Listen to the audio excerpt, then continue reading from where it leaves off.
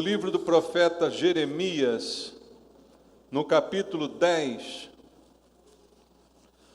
nós vamos ler do verso 19 até o final do capítulo 10, verso 25. Jeremias, capítulo 10, do verso 19 até o verso 25. Você achou aí na Bíblia? Jeremias 10, a partir do verso 19, diz assim: Ai de mim por causa da minha ruína, é muito grave a minha ferida. Então eu disse, com efeito, é isto o meu sofrimento, e tenho de suportá-lo.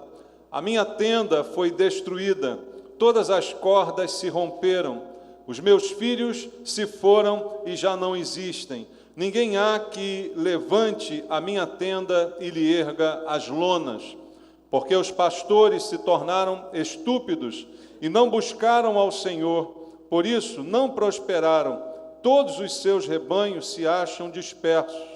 Eis aí um rumor, eis que vem grande tumulto da terra do norte, para fazer das cidades de Judá uma assolação, morada de chacais. Eu sei, ó Senhor, que não cabe ao homem determinar o seu caminho, nem ao que caminha o dirigir os seus passos.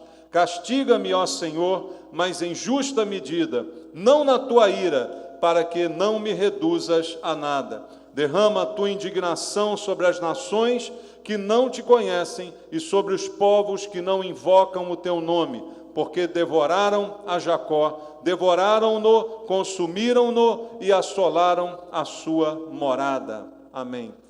Senhor Jesus, tua palavra está diante de nós, nós a lemos aqui e agora nós queremos entendê-la e também aplicá-la à nossa vida, Pai. Precisamos da ajuda do teu Espírito, que nos dá discernimento, que nos convence, Pai, que nos mostra toda a verdade, e é dessa verdade que nós precisamos, verdade que liberta, para que a gente viva de acordo com a tua vontade, que a tua palavra seja entendida e passe a ser praticada na vida de cada um de nós, para que nós possamos, meu Deus, viver debaixo da tua direção, é dela que nós precisamos. Para isso, fala conosco, Senhor, usa a minha vida como um instrumento em tuas mãos, dá-me a unção do teu Espírito, para que eu seja capaz de ministrar a tua palavra com verdade. É o que eu te peço em oração com meus irmãos, em nome de Jesus. Amém. Podem sentar. Amados, aqui está uma palavra que, à primeira vista, parece ser um pouco difícil de ser compreendida. Na verdade, a palavra de Jeremias, no seu contexto, falando ao povo de Judá, o reino do sul, já Israel estava dividido neste momento da história, e ele está profetizando a um reino, o reino de Judá, o reino do sul, que durou um pouco mais, pois o reino do norte foi invadido pelos assírios, foi completamente destruído, e Judá estava para ser também dominado e tornado cativo em Babilônia. E a palavra de Jeremias é um alerta àquele povo. Então, o contexto dessa passagem é um alerta ao povo de Judá a respeito do perigo que eles estavam correndo por causa do procedimento de cada um, para as coisas que viriam a acontecer por causa principalmente da idolatria no meio daquele povo. Esse é o contexto histórico daquilo que nós acabamos de ler. E como o povo de Deus não deu ouvidos à profecia, não deu ouvidos ao que o profeta dizia, esse povo iria enfrentar as lamúrias de um cativeiro, a desolação de sua terra, o desterro, seriam levados para outro lugar como cativos, mas tudo isso poderia ser mudado se eles tivessem ouvido a voz de Deus.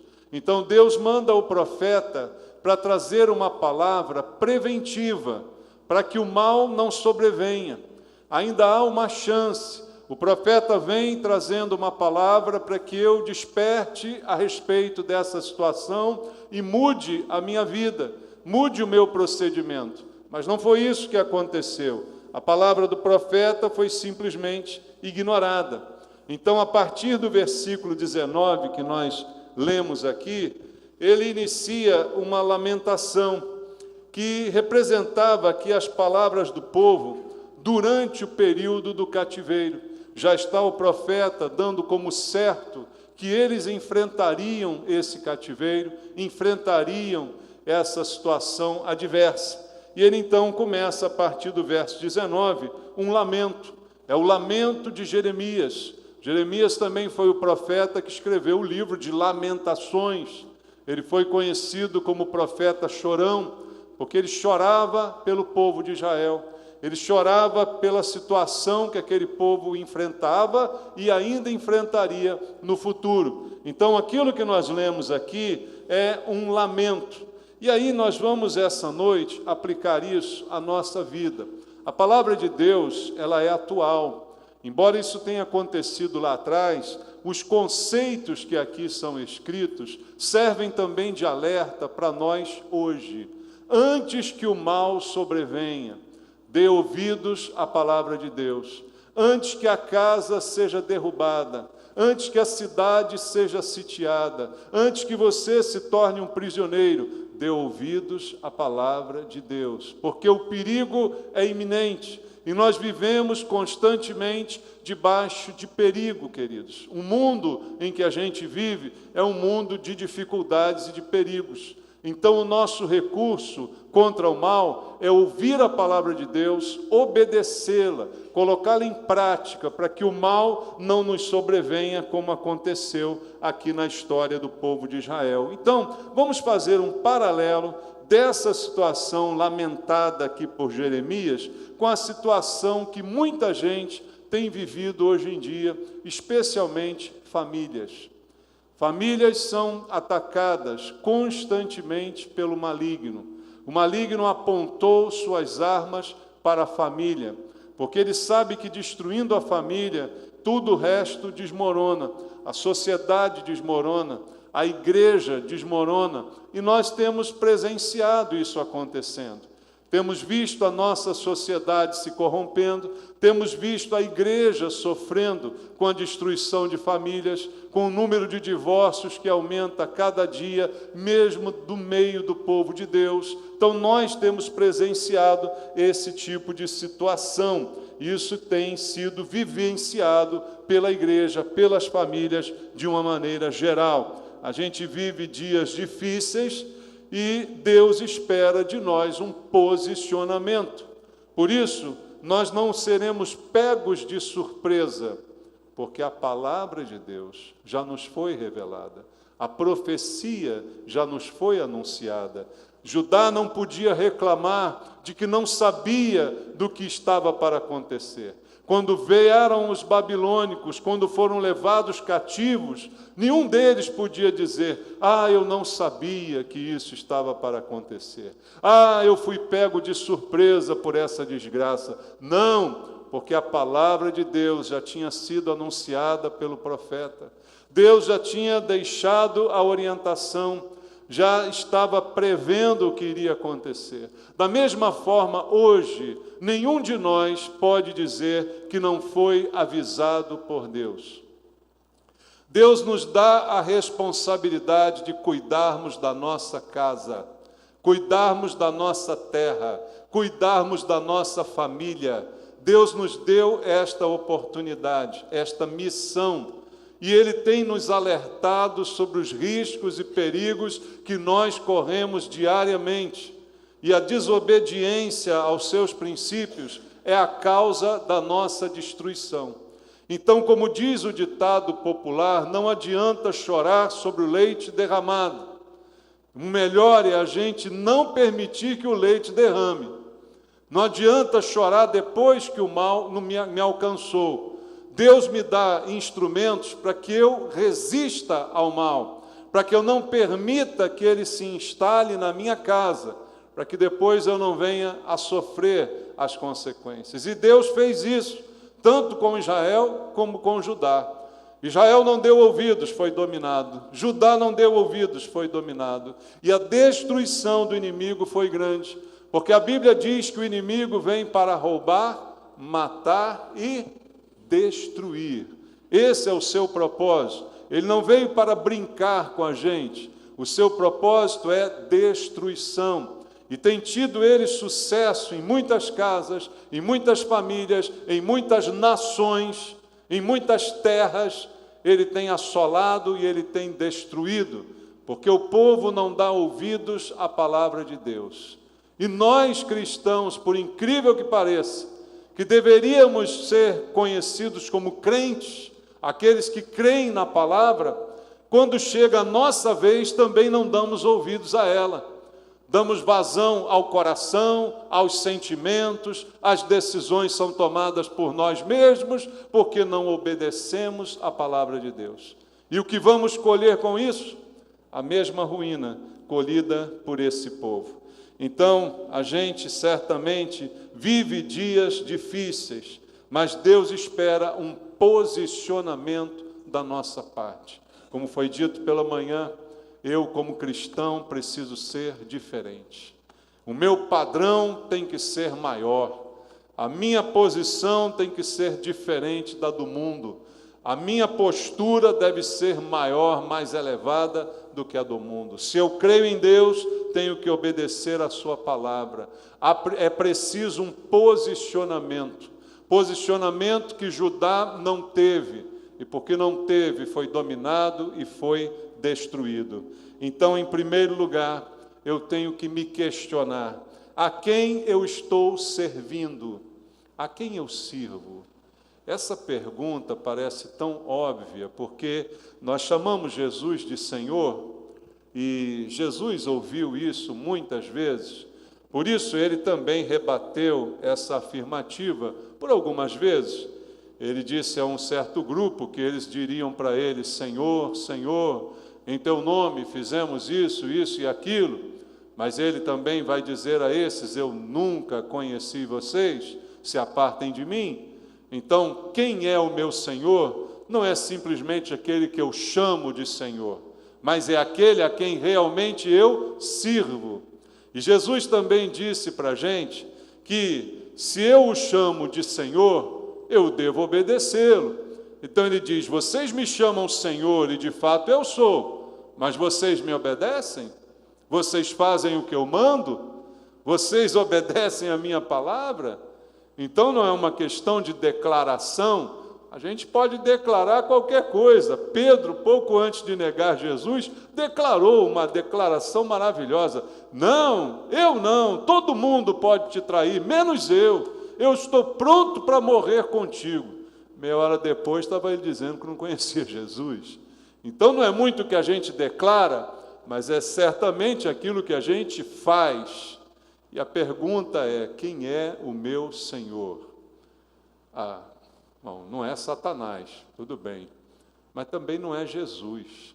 Sou eu mesmo, meu Senhor. Eu mando na minha vida, eu decido na minha vida. Na hora que a coisa aperta, eu faço o que eu tenho vontade. Eu faço de conta que eu sou cristão, mas quando eu tenho que decidir alguma coisa na minha vida, eu decido por mim mesmo. Essa é a realidade de muitos. O povo de Deus, em Judá, fazia de conta que era judeu. Ia ao templo, fazia sacrifícios, todo o ritual funcionava às mil maravilhas. Mas na hora de fazer a vontade de Deus, eles faziam a própria vontade. Então quem é o Senhor? Não é quem eu chamo de Senhor, mas é quem eu sirvo. E eu sirvo a mim mesmo, então eu tenho por Senhor a mim mesmo. E é esse o problema de muitos de nós. Então, a quem nós servimos? E, baseado nisso, o que a gente ensina para a nossa família? A quem eu sirvo, eu tendo a ensinar para os meus familiares.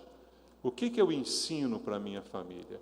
A gente hoje vê a decadência da família cristã, a decadência das famílias dentro da igreja, quando a gente começa a ouvir falar de tanto divórcio no meio da igreja, quando a gente começa a ouvir falar de tanta desestruturação no meio da igreja. Isso não é à toa, irmãos, isso não é, é o diabo.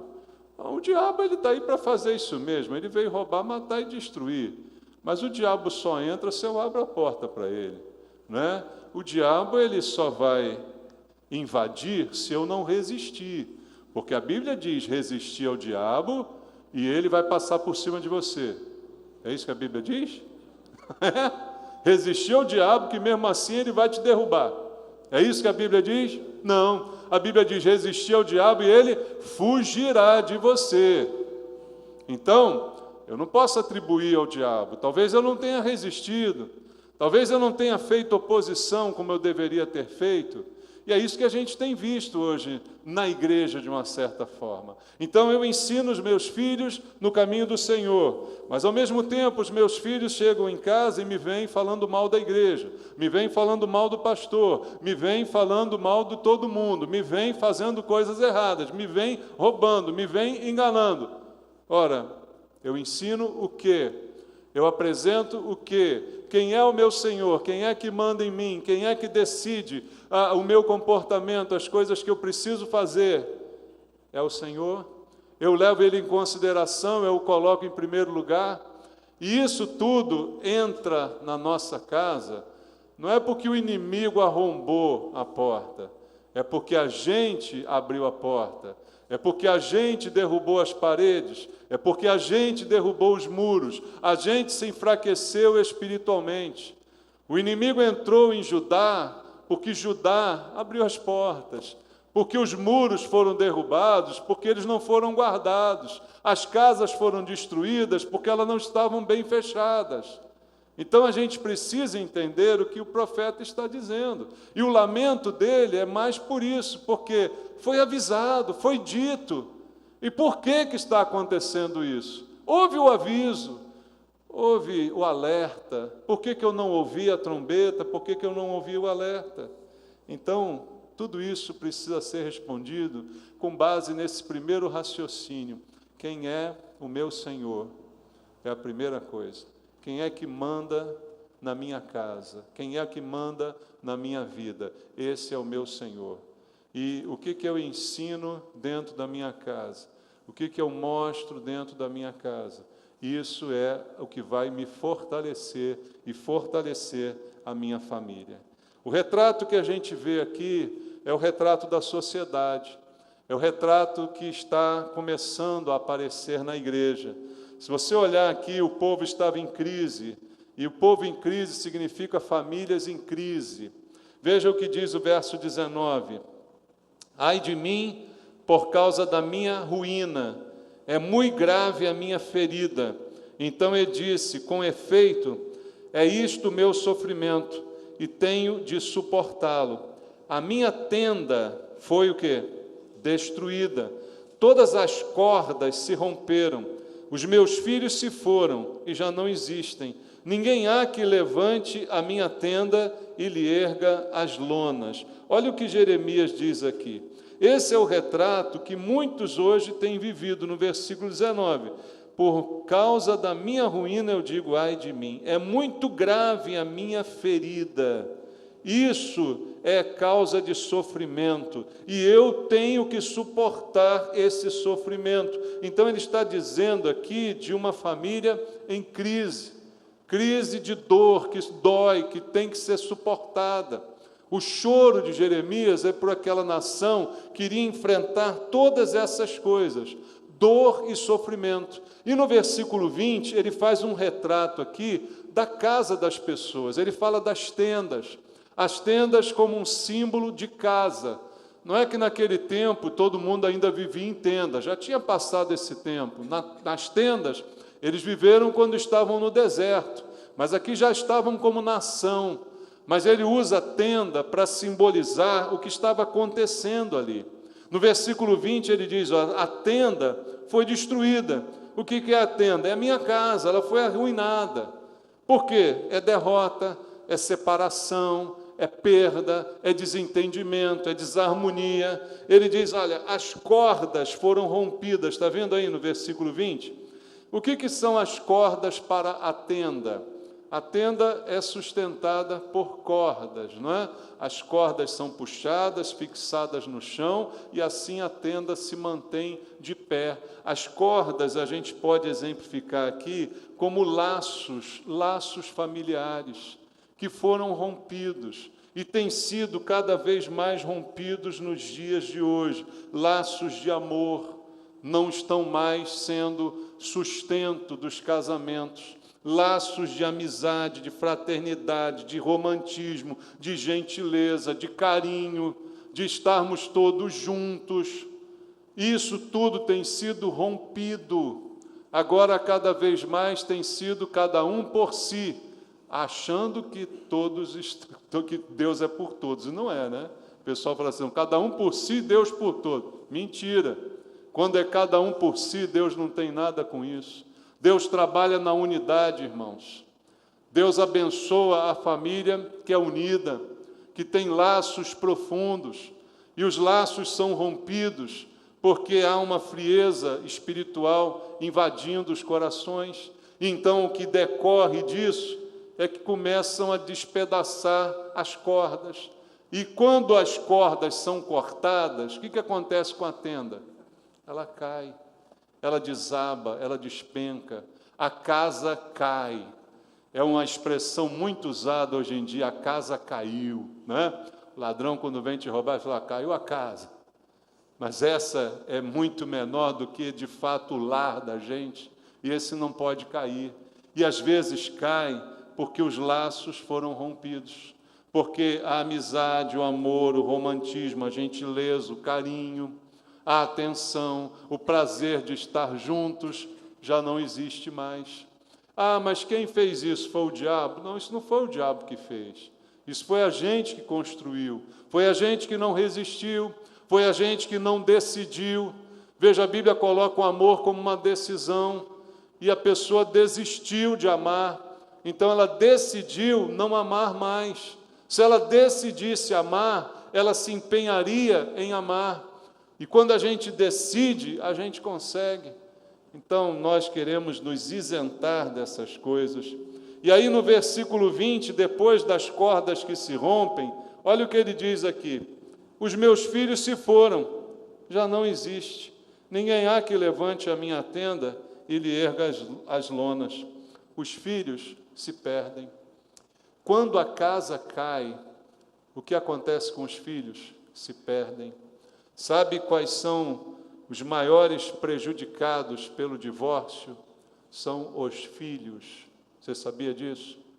Quer você queira, quer não, quer isso já tenha acontecido na sua vida, pode ter acontecido, é hora de virar a página e fazer diferente, mas se você pode evitar, evite.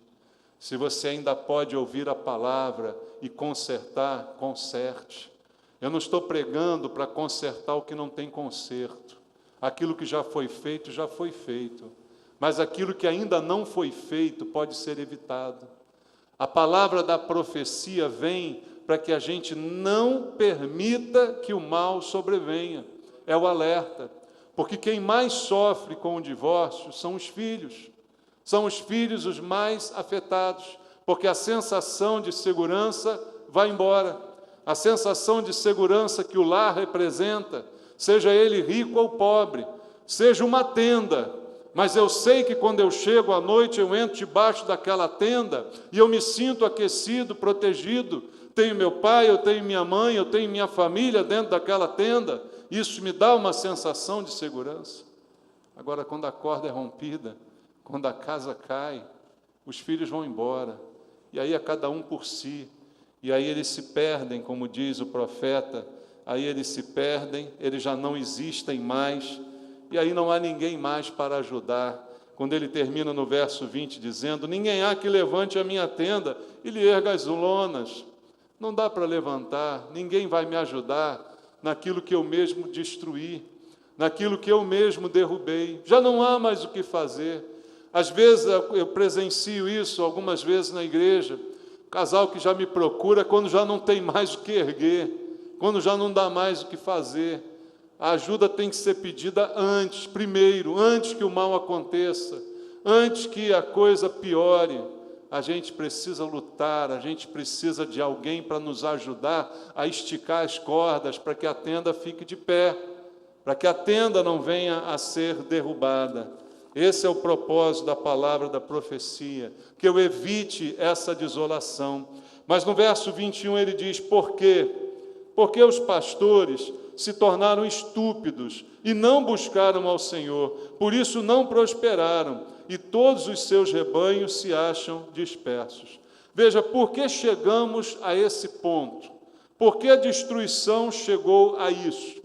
Aí tem um versículo aqui que você vai achar ótimo: a culpa é do pastor.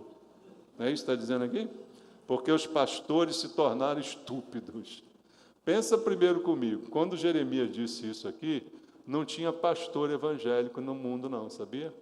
Não tinha pastor de igreja. Ele está falando de pastores mesmo de ovelhas, do campo. Mas isso aqui está simbolizando.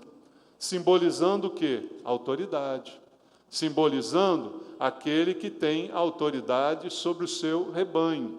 Isso aqui está simbolizando, de outras formas, a todos que somos sacerdotes hoje nos nossos lares. Cabe ao homem o sacerdócio do lar, sabia disso? E o homem da nossa geração se tornou estúpido, como ele diz aqui, se tornou estúpido porque não busca o Senhor, por isso não prospera, por isso os rebanhos se dispersam, por isso as famílias se destroem, porque a gente perdeu essa razão, a gente perdeu essa noção. Veja, a versão corrigida fiel diz que eles ficaram, ao invés de estúpidos, ficaram como? Alguém tem aí? A versão corrigida fiel, ficaram embrutecidos. Aqui na revista atualizada que eu estou lendo, diz ficaram estúpidos. Na corrigida fiel diz ficaram embrutecidos. Dá no mesmo. O homem se tornou bruto e sem razão, bruto e sem noção. E aí isso é um sinal de estupidez. Deixamos de olhar para Deus, deixamos de buscar ao Senhor, por isso não prosperamos, não melhoramos. Amados, nós não pregamos a teologia da prosperidade, mas a única maneira de melhorar no sentido real da prosperidade, que é melhorar a cada dia, é buscar ao Senhor. Essa é a única forma de eu melhorar como pessoa, como pai, como profissional, como qualquer ser humano. A única maneira que eu tenho de melhorar é buscando a Deus. E a Bíblia diz: buscar ao Senhor enquanto se pode achar. Porque vai haver um tempo que você vai querer buscar e já não dá mais para encontrar. É aquele tempo que a coisa já caiu, a casa já caiu, a tenda já derrubou, e aí não dá mais para prosperar. Por isso a palavra vem antes que o desastre aconteça.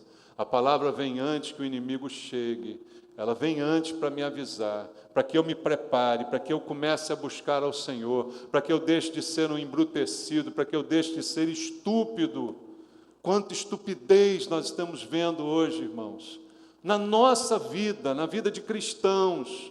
Estupidez, é estupidez pura. Sabemos o que temos que fazer, mas não fazemos porque não queremos fazer. Sabemos o que a Bíblia diz, mas cismamos em desobedecer, porque achamos que nós sabemos melhor o que fazer. Então isso é a pior brutalidade de todas, é a pior estupidez de todas, é ser estúpido e achar que com isso eu vou conseguir um bom resultado. Não é? É insistir no erro e achar que com isso a minha vida vai melhorar, vai prosperar, mas Deus está dizendo: não vai. A nossa sociedade é estúpida, a nossa sociedade é irreverente, a nossa sociedade brinca com Deus. Mas aí eu começo a falar assim da sociedade e eu lembro que na igreja tem gente assim também, tem gente que brinca com Deus. Tem gente estúpida, sem postura, sem ética. A gente tem isso dentro da igreja. Mas antigamente a gente falava lá fora, as pessoas não têm ética. Lá fora as pessoas não têm escrúpulos, elas não têm postura. Hoje em dia a gente tem isso dentro da igreja. Pessoas que não têm escrúpulo, não têm postura, não têm ética, não têm temor dentro da casa do Senhor. E a gente não busca o Senhor. E por que a gente não busca o Senhor? Porque a gente está buscando outra coisa. A gente nunca para de buscar. A gente está sempre buscando alguma coisa. Mas o que eu busco? O que você busca? Quando não é o Senhor, é alguma outra coisa.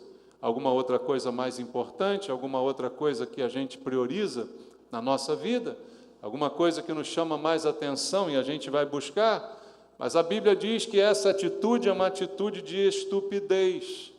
E o que o homem hoje busca? Ele busca consumo, ele busca ganância, ele busca sempre satisfazer o que é impossível de ser satisfeito. Nós nunca ficamos satisfeitos, e a Bíblia mesma fala sobre isso, que a vida de um homem não consiste da abundância de bens que ele possui, e se eu vivo para buscá-los, eu serei o mais infeliz de todos os homens, porque eu imagino que só nisso se resume a vida. E essa é a realidade que muitos de nós temos enfrentado. O mundo hoje nos leva a ser assim. Você hoje, e eu me incluo nisso aí, você compra um celular e daqui a 6 meses você já quer comprar outro, porque saiu um novo modelo, que ele faz mais não sei o que, ele faz mais não sei o que lá. E aí daqui a pouco sai um novo modelo de mulher, né? Aí você quer trocar de mulher também, né? Porque você está com a velha, né? E aí não tem acontecido isso? E as mulheres fazem a mesma coisa com os homens também, né? Tem um novo modelo de homem aí no mercado, a versão 3.0 desse homem é melhor do que essa 2.0 que eu levei quando casei, né? E a gente então expande esse conceito para tudo na vida, porque a gente acha que vai um dia se satisfazer tendo mais, recebendo mais, comprando mais. E olha, isso é uma coisa que não tem jeito. Tudo aquilo que você compra, no mês seguinte, às vezes, no ano seguinte, outras vezes, já se tornou obsoleto, porque saiu um modelo novo. E você sabia que as empresas fazem isso de propósito? Já desde o tempo da lâmpada elétrica, que existe uma coisa que as empresas inventaram, chamada obsolescência programada. A lâmpada elétrica não era para queimar nunca, era para funcionar a vida inteira. Mas aí viram que não dava para vender lâmpada elétrica assim, porque ia ter todo mundo a sua lâmpada, ia todo mundo ter a lâmpada em casa, nunca ia queimar, nunca ia vender lâmpada. Então vamos fazer uma lâmpada que dure menos, que ela dure 10 anos. Mas 10 anos também não dá, porque vai ficar difícil, vai chegar uma hora que não vai vender mais lâmpada. Então vamos fazer uma que dure 5. Agora a lâmpada, você compra a lâmpada essa eletrônica, já viu a maior mentira do mundo? Está lá escrito garantia de 5 anos. Antes do primeiro ano ela já queimou. Você já jogou a nota fora, você não vai lá de novo, né? Isso acontece e pronto. Porque tudo vai ficar velho, tudo no dia seguinte já não vai ser mais. Você comprou o carro 2019, daqui a 2 meses seu carro tem 1 ano a mais. Sabia? Já não é mais do ano, é do ano passado. E aí, como é que a gente faz com relação a isso? Mas isso é estupidez falada aqui por Jeremias. Nós somos estúpidos, essa é a realidade. Porque buscamos tudo, mas não buscamos ao Senhor. Não aprendemos com Deus, não buscamos aquilo que o importa. E o resultado disso, o que diz aqui o versículo 21, irmãos? Não prosperaram, e o que mais? Todos os seus rebanhos se acham dispersos. Dispersou a casa, dispersou a família, dispersaram-se os filhos, tudo se perdeu, porque nada foi feito da maneira como Deus planejou. Aprenda uma coisa, quando a gente faz as coisas do jeito que Deus planejou, tudo é uma bênção. Deus planejou homem e mulher, Deus planejou o matrimônio. Deixará o homem seu pai, sua mãe, se unirá à sua mulher e serão ambos uma só carne.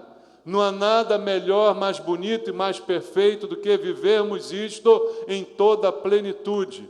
Decidimos amar aquela pessoa com quem nos casamos, com quem estávamos apaixonados no início do casamento. Porque a gente não sabia os defeitos dela, ela também não sabia os seus. Então está empatado o jogo. Porque você é perfeito? Ela é perfeita? Não. Cada um trouxe os seus defeitos. Aí a nossa missão agora é aprender a suportar os defeitos uns dos outros, aprender a amar a pessoa defeituosa. Hoje de manhã Deus falou para a gente para amar os inimigos, para amar o que persegue. Como é que você consegue amar o inimigo se não consegue amar o cônjuge? Parece fantasia isso. Eu prego de manhã para você dizendo: ame o seu inimigo, ame quem te persegue. Aí a pessoa chega para mim: eu não consigo amar a minha mulher. Aí, então, se não consegue amar, tua mulher vai amar o inimigo como? Então não tem Bíblia para você. Se mata, vai para o inferno, sei lá para onde você vai.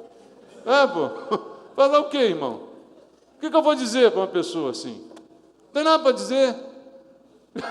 É o básico da Bíblia. Eu não consigo, como é que eu posso? A Bíblia deixa claro. Como é que eu digo que amo a Deus que não vejo e não consigo amar o meu irmão que eu consigo enxergar? Ora, se eu consigo enxergar minha esposa, meu marido, não consigo amá-lo, como é que eu quero amar a Deus? Não tem como. Tem uma coisa errada aí. Não dá para ser crente assim.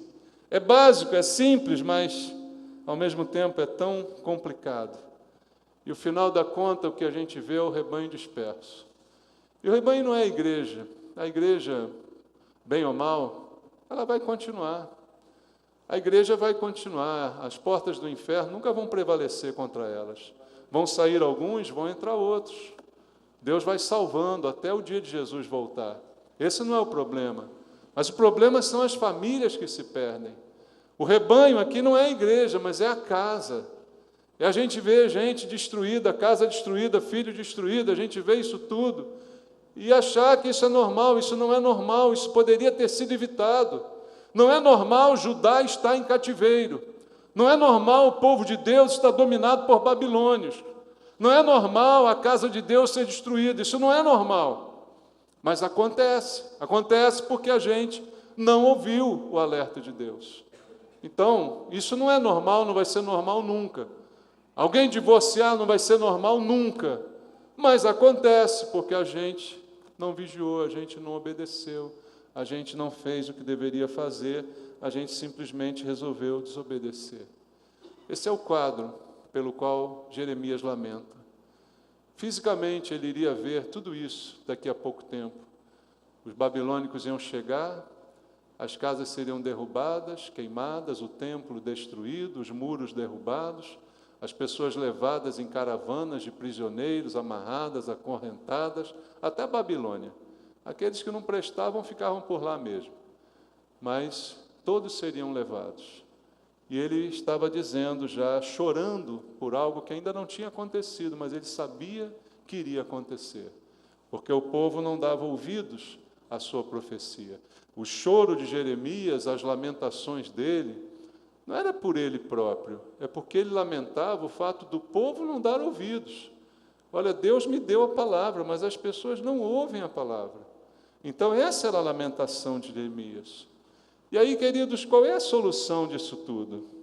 Veja, ele termina no versículo 23 e no versículo 24, dizendo assim: eu sei, ó Senhor, que não cabe ao homem determinar o seu caminho, nem ao que caminha o dirigir os seus passos.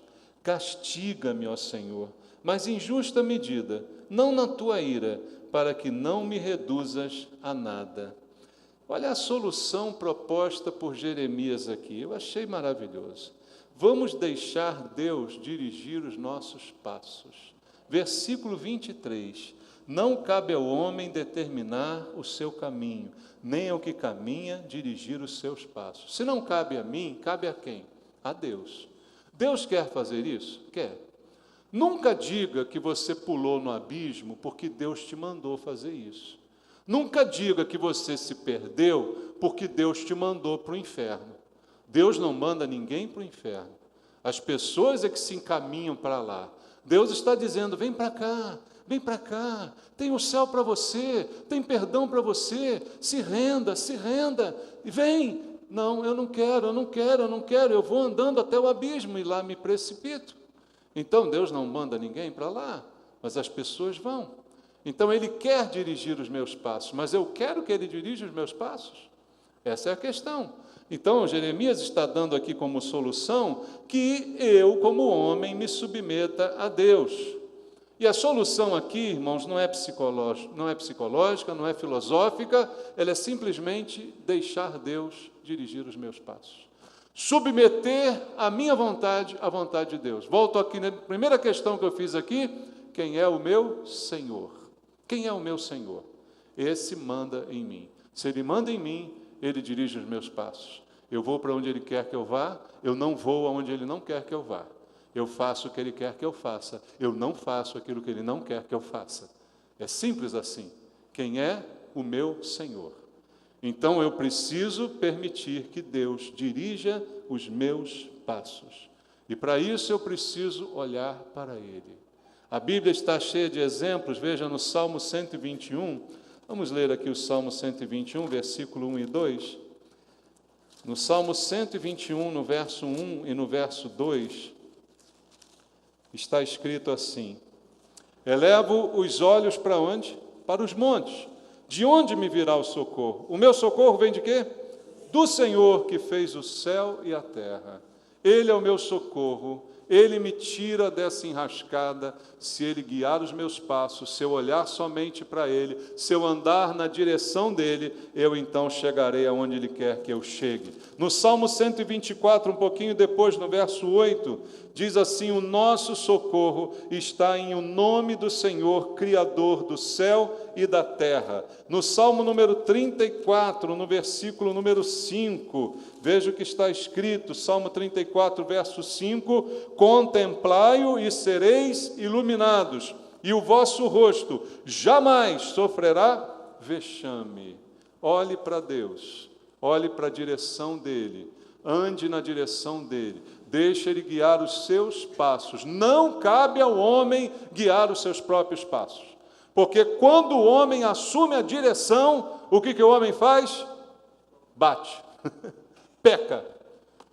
Adão assumiu a direção, Eva assumiu a direção, olha o que aconteceu. Deixa Deus dirigir. Deus disse, não faça, era só dizer, não faço, e pronto. Nada disso tinha acontecido.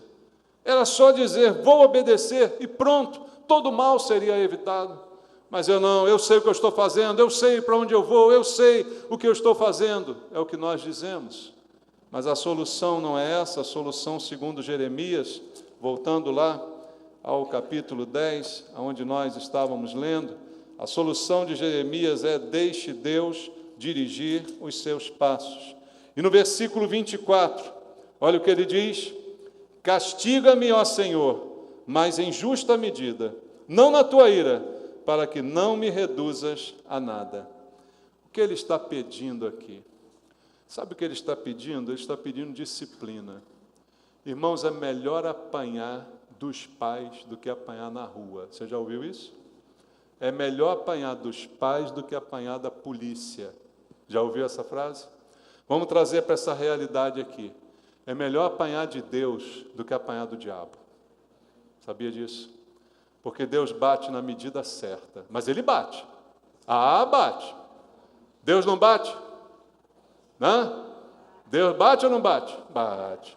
Bate. A Bíblia diz que Ele disciplina quem Ele ama. Então Ele bate. Mas Ele bate na medida certa. É melhor você apanhar de Deus do que você apanhar do diabo. Porque o diabo não tem piedade. O diabo não tem misericórdia, entende? Mas Deus tem misericórdia. É melhor cair nas mãos de Deus do que cair nas mãos dos homens. É melhor a gente apanhar de Deus do que apanhar da vida. Então, Jeremias está trazendo como solução submeter-se à disciplina do Senhor. Mas quem quer submeter-se à disciplina de Deus? Tem gente que, ao primeiro sinal de disciplina, abandona o Senhor. Tem gente que, ao primeiro sinal de dor, larga a igreja, larga Deus, larga tudo. Mas a disciplina do Senhor, ela é curativa para nós. E Jeremias diz aqui de forma maravilhosa: olha, me castiga, mas em justa medida, não na tua ira. Porque a tua ira, quem pode suportar? Malaquias diz isso: quem pode suportar a tua ira? Não é? Quem pode? Ninguém pode suportar. Então, na justa medida, para que eu não seja reduzido a nada, para que eu não seja fulminado, mas o Senhor, eu me submeto ao teu castigo. A solução para nós hoje, antes que o mal aconteça, antes que a casa caia, antes que o mal prevaleça, em todas as áreas, na casa, na família, na criação dos filhos, em todas as áreas. A solução é a gente dizer isso para Deus: Senhor, dirige os meus passos, Senhor, me disciplina, eu quero me submeter à sua disciplina, eu quero ser humilde diante de Deus, antes que seja tarde demais.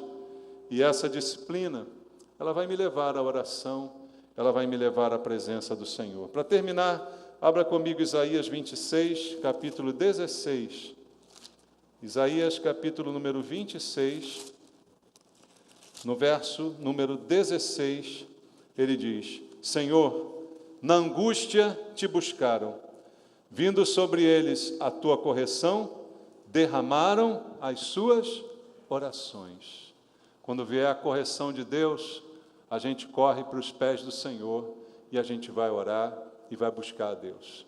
Que Deus nos corrija antes que seja tarde. Que Deus quebre as nossas pernas antes que a gente fuja para o mundo. Que Deus possa corrigir antes que a casa caia, irmãos. Que Deus aplique a sua correção, mas que eu seja humilde para buscá-lo em oração. Quando vier essa correção, para que a nossa família seja poupada e seja resgatada pelo Senhor. Há esperança, há saída, se eu me humilhar. Se o meu povo que se chama pelo meu nome, se humilhar e orar, e se converter dos seus maus caminhos, eu vou sarar a terra deles, eu vou restaurar essa casa, eu vou transformar esse casamento, eu vou mudar essa família, se você se humilhar e orar. Peça a Deus essa misericórdia. Vamos orar, queridos. Vamos ficar de pé e colocar nossa casa diante do Senhor e clamar a Deus por misericórdia. Dizer: Senhor, cuida do nosso lar, cuida da nossa casa, Pai. Mas a nossa parte nós temos que fazer. Nós muitas vezes não cuidamos e pedimos ao Senhor que cuide. Isso é incoerente, meu Deus. Me ajuda a cuidar da minha casa, me ajuda a cuidar da minha família, me ajuda a cuidar dos meus filhos, me ajuda a cuidar do meu cônjuge, meu Deus. Me ajuda a me submeter à Tua palavra, para que o Senhor realmente seja o meu Senhor, seja a Tua voz a ouvir e a obedecer. Pai, ajuda-nos, Senhor, guarda os nossos lares, guarda as famílias na igreja, Pai, que nenhum divórcio aconteça no nosso meio, que o Senhor repreenda de uma vez por todas, Pai, essa rebeldia, Senhor, em nome de Jesus, que o Senhor possa, com alerta da Tua palavra, nos livrar do mal. Aqueles em que o mal já aconteceu, o Senhor é poderoso para dar uma nova oportunidade, para dar uma nova direção, para restaurar a vida, Pai, porque o Senhor é aquele misericordioso e perdoador. Mas o sofrimento certamente vem, certamente dói, certamente é enfrentado. Mas que antes que o sofrimento venha o conserto, venha a transformação. Eu te peço, abençoa as famílias da igreja, em nome de Jesus. Amém.